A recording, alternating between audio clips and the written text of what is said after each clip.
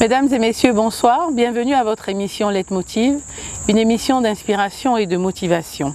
Au programme de cette émission, vous trouverez Bibi pour sa nouvelle rubrique Le Grand Format, consacrée à une conférence débat entre des élèves et des cadres d'entreprise, et sans oublier le portrait de la semaine. Mais avant, nous recevons pour vous un jeune qui est considéré, et à ce juste titre, comme étant le meilleur de sa génération, un talent qui aura mis du temps à s'affirmer, mais qui fait aujourd'hui l'unanimité de toutes les personnes. Le magnifique, bonsoir. Bonsoir Corinne. Merci d'avoir accepté notre invitation. C'est moi qui vous remercie. Salut tous les téléspectateurs et vraiment je suis content d'être là, me balancer auprès de toi. C'est gentil. Surtout en bordure de lagune, ça fait du bien. C'est vrai que le cadre est quand même exceptionnel. Alors le magnifique, je veux bien, mais c'est quoi ton nom à l'état civil? Bon les gars, c'est Ba Jacques Silver. Ba, B-A-H, Jacques Silver. Je suis Robert depuis Manchester, depuis Mans. Voilà, et puis c'est le nom qui est là. Qui t'a suggéré de t'appeler le magnifique? Donc c'est moi-même qui ai cherché. Toi-même qui as cherché? Oui, j'ai cherché. Et c'est venu d'où? C'est venu du fait que j'ai fait une étude, une analyse de la vie. Je me dis que les noms qu'on porte agissent sur nous. Si tu es artiste qui t'appelle DJ Toka, et ce nom album là va marcher. Si tu t'appelles DJ Tabataba, c'est problème. Donc, prends un nom comme Magic System. Tu vas faire le tour du monde. Exact. Si tu t'appelles les patrons, tu peux t'imposer dans le Zouglou. Donc moi aussi, j'ai dit, je prends magnifique, je vais voir si ça peut... Comme ça, ta vie sera magnifique. On ne sait jamais, on sait jamais. Alors aujourd'hui, tu es connu presque partout en Afrique comme étant l'un des meilleurs humoristes, et ce depuis plusieurs années. Au début, tu rêvais plutôt de devenir footballeur. Oui. Et tu as même failli jouer en Ligue 1. Tout à fait. Raconte-nous un peu ton cursus scolaire et ton parcours. C'est vrai que je suis né à Abidjan, mais j'ai grandi au village. J'ai beaucoup joué au village, les tournois inter-villages. J'ai tué là-bas. Et après, je suis venu à Abidjan. J'ai joué un peu les OASU, les interscolaires et tout et tout. Et après, je suis allé jouer en 3e division à Koumassi avec un club qu'on appelle FC Cosmos. Et de là, maintenant, je suis allé en junior au stade d'Abidjan avec le coach Taï François. Oui, je devais jouer maintenant. C'est là que j'ai contracté une blessure. Ça fait que je n'ai pas joué au championnat, mais on a joué les matchs de préparation et tout et tout. Et la blessure maintenant... Ça fait une année que je traînais la blessure au genou. Ça s'est aggravé. Voilà, je la soigne, ça revient jusqu'à ça m'a éloigné des stades.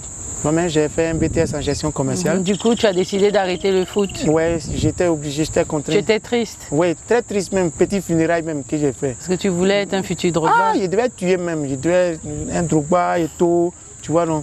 Yaya, tout ça là. Ça a dû être dur pour toi de ne pas pouvoir jouer en Ligue 1. Oui. Et après ta blessure, comment tu as vécu cela? Comment tu as surmonté cette déception? Oui, bon, tout ce que Dieu fait est bon, hein, Corinne, tu sais. Je n'ai pas pu être footballeur professionnel, mais Dieu m'a rendu ça autrement. Tu vois, non? Amen. Voilà, il m'a rendu ça dans l'humour. Tout ce qu'on fait là, c'est pas en vain.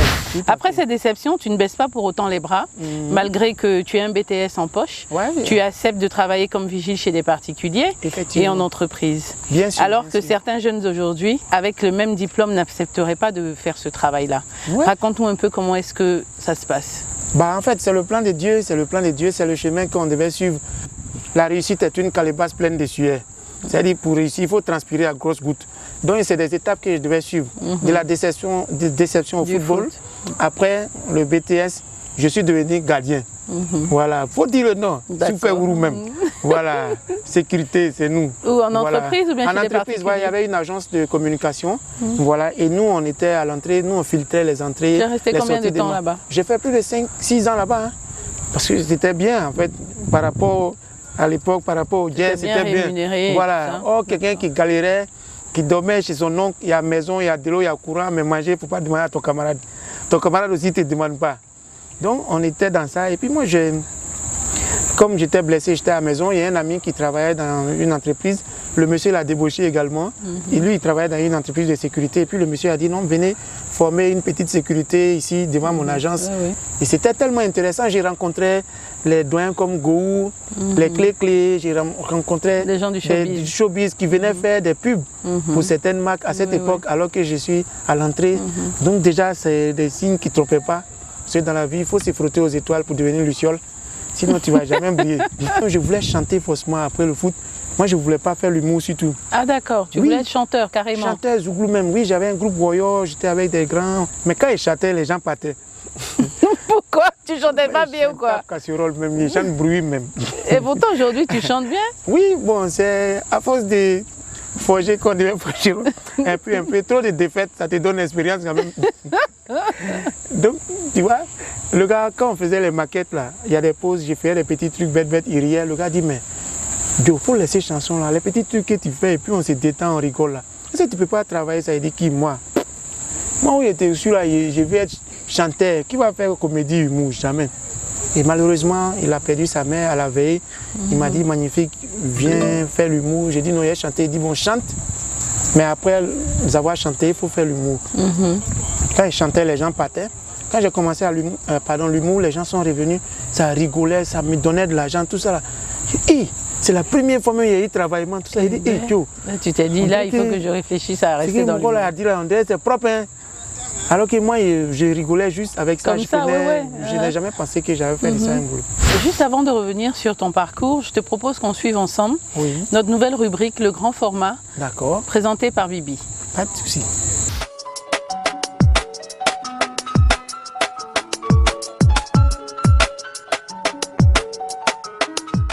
Bonsoir Corinne, bonsoir à tous nos téléspectateurs de Leitmotiv.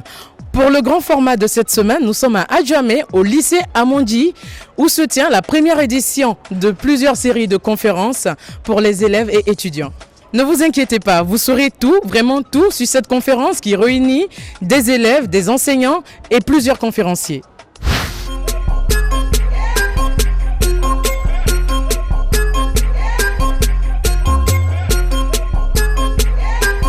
Nous sommes en compagnie de M. Eric Adiko, responsable régie Vodou Média. Bonsoir M. Eric. Bonsoir. Expliquez-nous le concept de ces conférences-débats que votre groupe entame ici au lycée Amondi.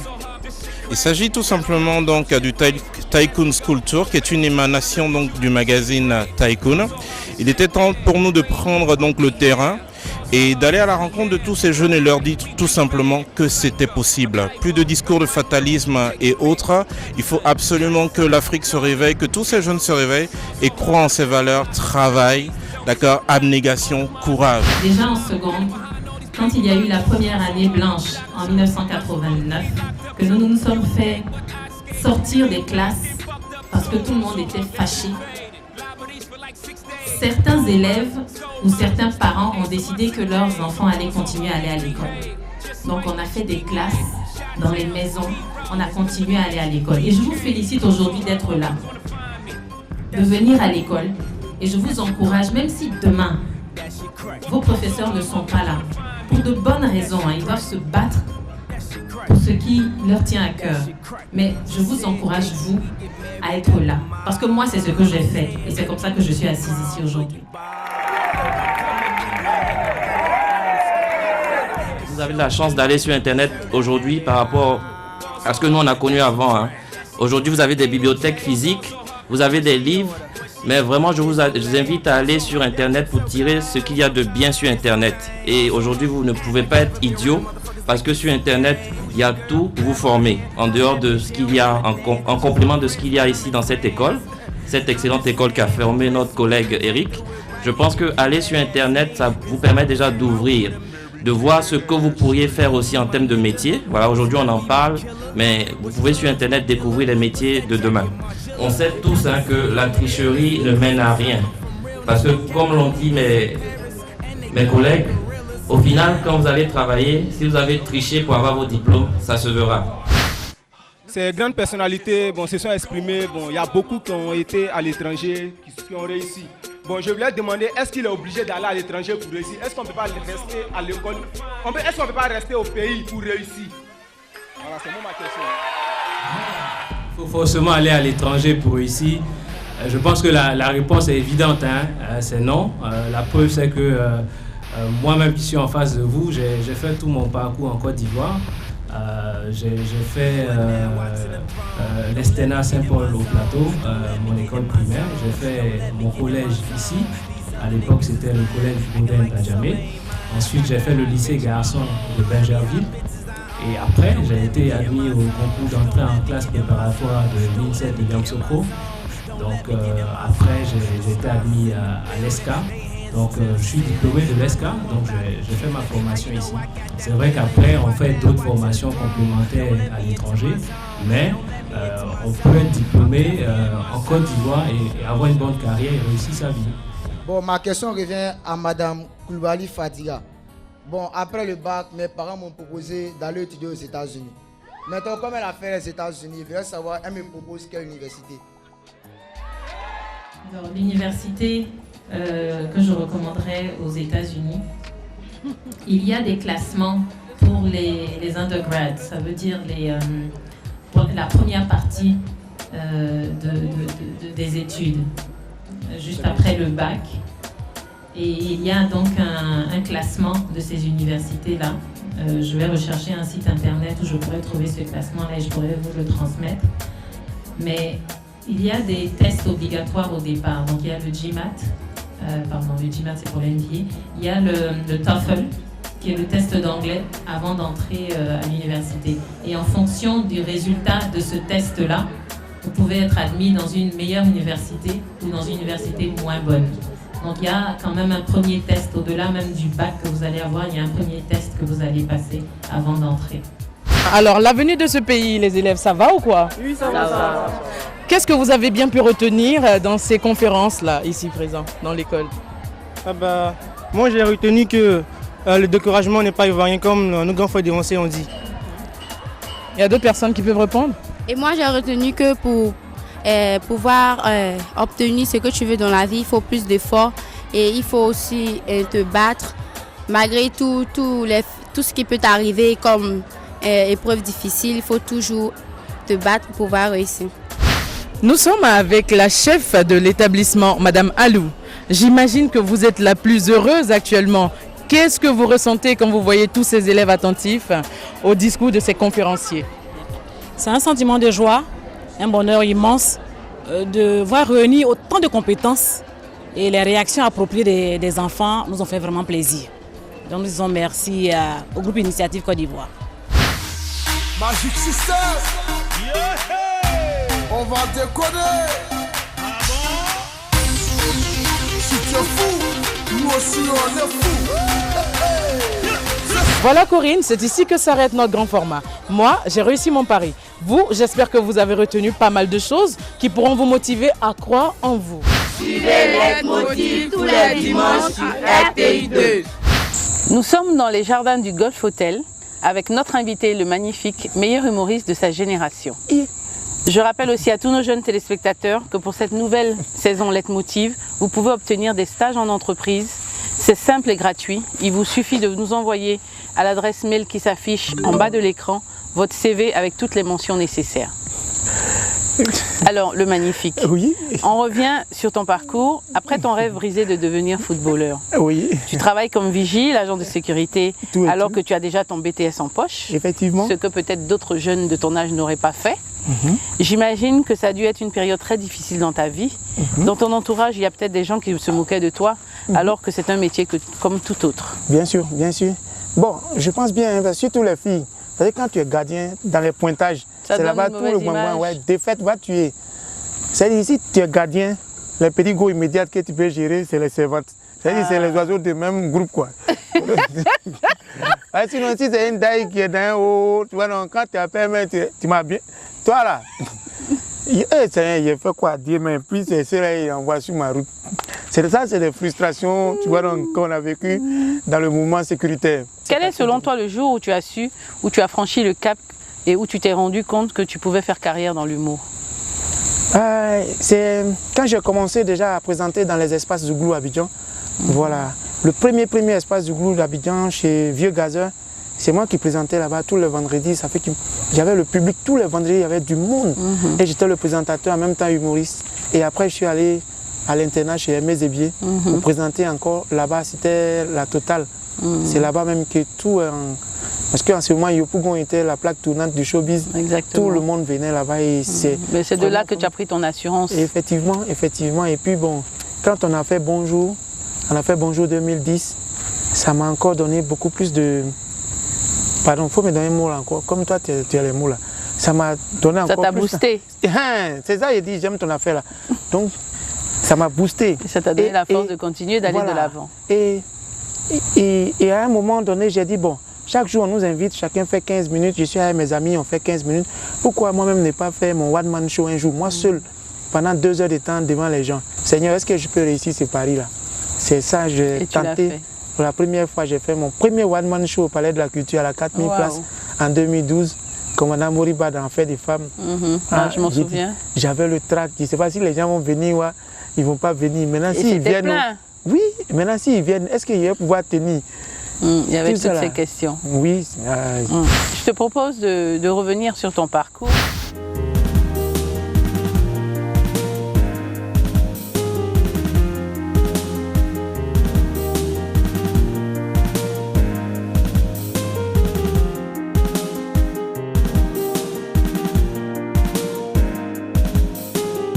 Bonjour, je suis Edith Vaux, Digital Manager de People Input, Côte d'Ivoire. J'ai suivi les études en sciences économiques et gestion à l'université de Cocody. Donc j'ai eu un DUG et j'ai commencé à bosser très tôt dans l'univers de l'entreprise. Et au sein de Dogon Production et ensuite Bogolon Distribution, donc comme responsable du service clientèle. Et j'étais chargée également du business développement de ces 2 entreprises.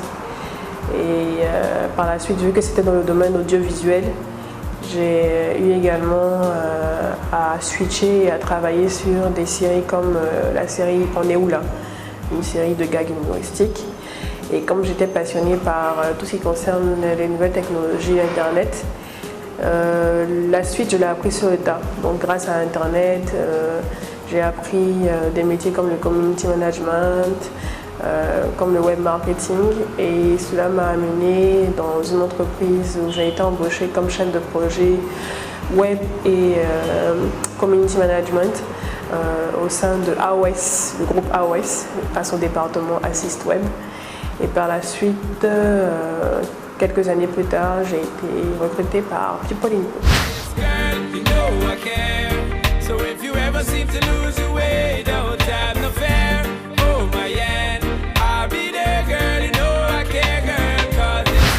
People Input est une agence digitale, donc on a 4 corps de métier.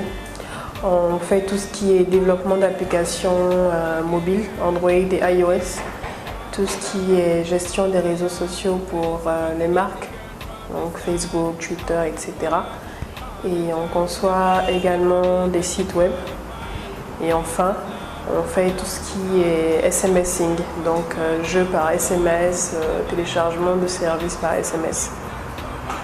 J'aime tout ce qui est technologie parce que c'est des possibilités infinies que ça nous offre de pouvoir dépasser et améliorer notre humanité, de pouvoir simplifier les choses. Et j'aime tout ce qui est science-fiction, j'aime tout ce qui est série science-fiction. J'adore les possibilités que Internet nous offre dans la main, rien qu'avec ce petit outil qu'on a sur nos téléphones ou bien sur nos ordinateurs. On peut faire beaucoup de choses. On peut voyager, rencontrer de nouvelles personnes, trouver du travail, se former, suivre même des formations depuis les MIT sans quitter sa chambre à Cocody. Bref, j'adore Internet, j'adore la technologie parce que c'est une puissance sans limite.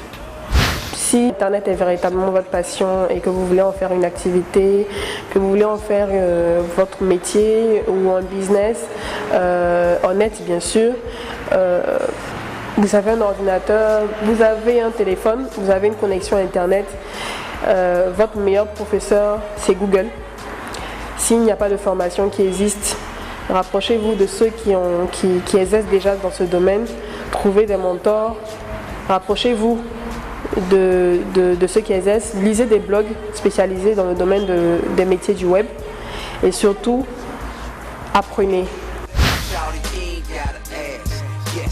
Valentino blouses, summer houses, cash. Check, you can get it, you deserve it. Flawless diamonds, Louis purses. My mission's to purchase earth for her, present. Pour ceux qui viennent de nous prendre en marche, je rappelle que nous sommes en compagnie d'un très grand humoriste, le magnifique. Corinne, est-ce que tu sais que je peux te faire un poème? Vas-y.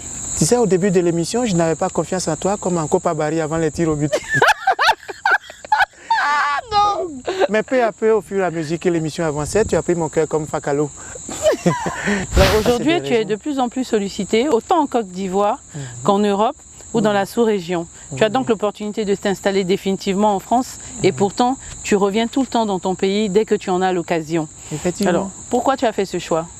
Bon, d'abord, moi, Tu aurais pu rester en France comme tout le monde. Bien sûr, parce que de toutes les façons, en France, moi, je suis résident, donc je vais, je viens, mais moi, mon souci, c'est de conquérir l'Europe. Tu vois, j'ai intégré les grands comédie clubs et puis faire mes plus beaux spectacles là-bas. J'ai un peu Magic System, tu vas, tu viens, voilà. Tu reviens recharger tes batteries. Effectivement, tu fais des spectacles là-bas, tu fais ici en Côte d'Ivoire, en Afrique ici. Alors, quel bilan fais-tu de ta carrière et quelles sont tes perspectives d'avenir? Ben, c'est un bilan positif, honnêtement, c'est un bilan positif. C'est vrai que je n'ai pas l'argent, je n'ai pas encore atteint tous mes objectifs. Mais tu as beaucoup évolué quand même. Au niveau de l'expérience, on a fait beaucoup de scènes, on a côtoyé beaucoup de grands noms de l'humour, des personnalités aussi de la musique, de la culture. Vraiment, on a un bon petit carnet d'adresses quand même en matière. On n'a pas l'argent, mais en matière relationnelle, un peu quand même. Voilà, en matière d'humour, quel est ton modèle? Quel est celui que tu aimes bien, que tu aimerais bien ressembler peut-être? À qui tu aimerais bien ressembler? Non, je ne pourrais plus ressembler à quelqu'un parce que j'ai imité aussi tout le monde en débutant. Maintenant, il faut que je me fasse une personnalité. Oui, mais tu as forcément un modèle. Sinon, en Côte d'Ivoire, par exemple, j'ai beaucoup travaillé sur, ou bien je me suis beaucoup inspiré du grand frère du président Adama Daiko. Vraiment, il a ouvert l'humour ivoirien sur l'extérieur. Alors, nous sommes presque à la fin de l'émission. Oui, malheureusement. Oh. Et quel conseil pourrais-tu donner à tous ces jeunes qui nous suivent, surtout ceux qui pensent que pour réussir, il faut coûte que coûte aller en Europe? Bon, moi, je pense que chacun a sa chance. Et puis, tout ce que tu fais, tout ce que tu embrasses, il faut que tu fasses ça avec volonté, avec amour. Et puis, la discipline, le respect, avec beaucoup d'humilité. Concernant moi, mon domaine, si quelqu'un veut faire l'humour, il faut te dire que, honnêtement, il ne faut pas venir faire l'humour pour chercher l'argent. Il faut aimer ça, il faut être humoriste de nature, déjà. Il faut toi-même être jovial pour que tu contamines ton public avec ta joie. Si c'est parce qu'on t'a renvoyé à l'école, bien parce qu'il n'y a pas de travail, que tu viens, on a encore fait vidéo, voilà, quitter ici, tu ne vas pas faire rire. Alors le magnifique, vraiment, merci d'avoir accepté notre invitation. Ça a été un plaisir pour nous de t'avoir sur notre plateau. C'est le commandant Moriba. Maman Namote Mamomi, c'est le commandant Moriba. Corinne, voilà, vous venez de recevoir le commandant de la Mori Gang, le propriétaire du cabri qui a mordu tous les chiens à Abidjan, l'homme qui a découvert la mouchire de la joie 1800 ans avant Jésus-Christ, aux Alakanini, Peace and Love, Ras Moriba, le lion des Zion, des Ion, des Mayon, des Nayon. toujours un combo de plus. Et vraiment que Dieu nous donne la joie, la santé, de toujours rigoler. C'est important de s'amuser. C'est très important. Je te dis merci également et à toute ton équipe, à tout ton staff, à l'émission Leitmotiv de m'avoir invité. Ça a été un réel plaisir pour nous. Merci. Et nous te souhaitons aussi beaucoup de succès dans ta carrière. Il faut dire maison dedans, maison. Et on attend ton prochain spectacle à Abidjan. Oui, parce que ça nous manque. C'est très bientôt, dans ce temps, vous serez informés. Mesdames et messieurs, quant à nous, c'est ici que s'achève notre émission. Rendez-vous la semaine prochaine pour un nouveau numéro de Leitmotiv. Et n'oubliez pas de nous suivre sur les réseaux sociaux. Que Dieu vous garde. Alors quand c'est balancé, faut me pousser, il te pousser. C'est comme ça, les enfants des blancs là, ils se balancent comme ça là. Là, faut mes yeux propres quoi, yeux dans yeux, moi je te baille ça. Les morts éveillés frères sur Bengue pour caler quoi, en caler Bialu, en caler Grégoire. Moi vous comment Julien Gualo, le roi des Noussi, lui-même coup et puis il come back. Voilà, la Gordani, il coup et puis il revient. Pas Néné qui est là-bas là, Foura Gang. Ici il y a Soleil Gang, il y a Sier Gang. Quand c'est moi-même voisin, peut te soutra, mais Bengue, tu vas pas zier. Lui, il te voit quoi, et puis il te voit en diable, il te voit en orge, même ici. Tu ne peux pas venir dire bonjour mon vieux, c'est-à-dire, même artiste, même quand on va là-bas, on ne fait pas à la couche blanc. Sinon, soit il va te soigner, il te dire quoi. On t'a pas payé? On t'a pas payé? Quel travail moi je fais? Vous foutez la merde, vous les artistes africains, vous faites chier. On t'a pas payé pour ça?